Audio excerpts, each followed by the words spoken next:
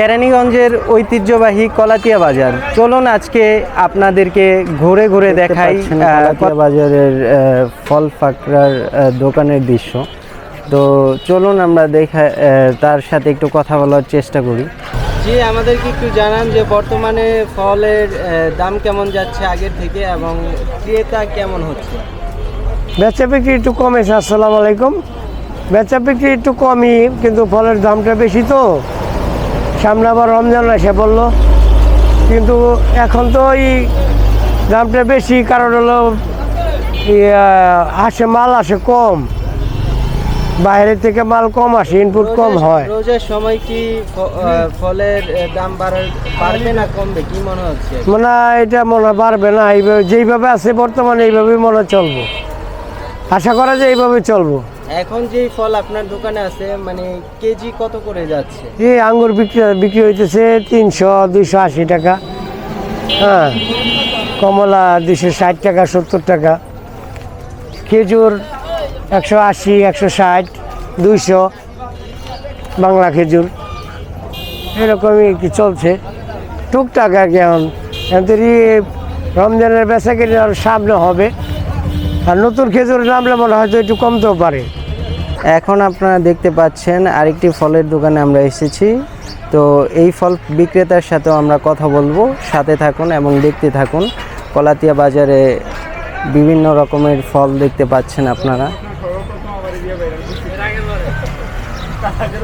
চলুন তাহলে আমরা এই ফল বিক্রেতা ভাইয়ের সাথে একটু কথা বলে দেখি যে ফল কেমন বিক্রি হচ্ছে এবং কেমন ক্রেতা হচ্ছে এবং রোজার সময় ফলের দাম বাড়বে না কমবে সেই বিষয়ে জানতে চাই। দেখি আগের চেয়ে একটু বেশি। এবং আপনার কি মনে হচ্ছে যে এখন ফল বেশি বিক্রি হবে না রোজার সময় একটু বেশি বিক্রি হওয়ার চান্স আছে? আমাদের দেশে প্রতি বছরে রমজান মাস আসলে আমরা রোজা পালন করে ইফতারের সময় কিছু ফল খেয়ে অভ্যস্ত এবং আত্মীয় স্বজনের কাছে ফল দেয়। ওই হিসাবে বেচা কিনা একটু বেশি হবে, কিন্তু এবছরের অবস্থানটা একটু ভিন্ন। কারণ প্রতিটা ফলের দাম বেশি, খেজুরের দাম বেশি, তারপর মানুষের ইনকাম কম। তারপর বর্তমান এবার রোজায় কি ফলের দাম কি বৃদ্ধি পাবে না কমবে? আপনার কি মনে হয়? একটু বৃদ্ধি পাওয়ার সম্ভাবনাই বেশি, এখন আস্তে আস্তে বৃদ্ধি পাচ্ছে। বর্তমানে এখন আপনারা ফেব্রুয়ারি মাসে কেমন ক্রেতা দেখছেন? ক্রেতার পরিমাণ আগের চেয়ে অনেকটা কম। রোজার সময় আপনারা আশাবাদী কিনা যে বিক্রি কি বেশি হবে কিনা কম হবে? হ্যাঁ, অবশ্যই একটু আশাবাদী।